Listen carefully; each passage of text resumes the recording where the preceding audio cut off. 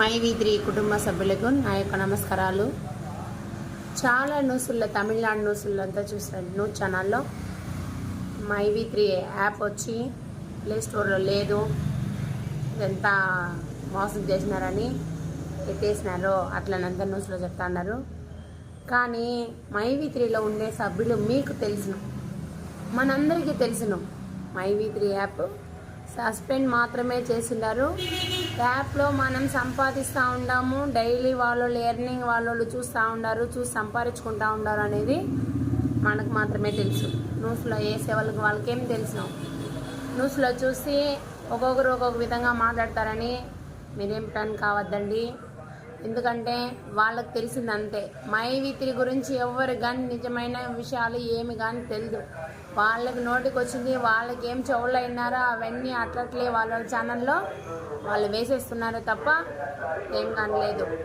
News ఛానల్లో వేసేవి 100కి 90% అన్నీ అబద్ధాలే.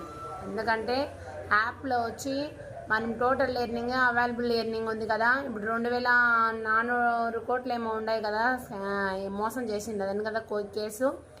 దానికోసము టోటల్ వ్యాలిడ్, అవైలబుల్ వ్యాలిడ్లో ఎంత అమౌంట్ ఉంది, ఎంత ఇచ్చిండారు, ఎంత ఇయర్స్ పడుతుంది, దానికి టాలీ అవుతుందని టాలీ చేయడానికే ప్రస్తుతానికి అయితే మన యాప్ సస్పెండ్ అయితే చేయబడింది.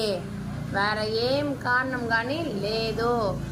న్యూస్లో ఏమన్నా వేసుకోపోని మీరేం పట్టించుకోవద్దండి. మైవి3 సభ్యులైన మీరు, మనము ఒక్కొక్క ఛానల్లో ఒక్కొక్కటి వేస్తూ ఉంటారు. అవన్నీ చూసుకొని మీ టైం మీరు వేస్ట్ చేసుకోవద్దండి.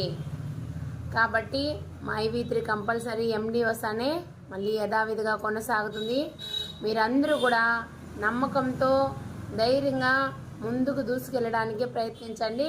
కాకపోతే కొంచెం స్ట్రగుల్ ఇవంతే, మనం ఓపికగా ఉండాల్సి ఉంది. కాబట్టి వేరే పరిస్థితి లేదు, మనకి వేరే అవకాశము లేదు.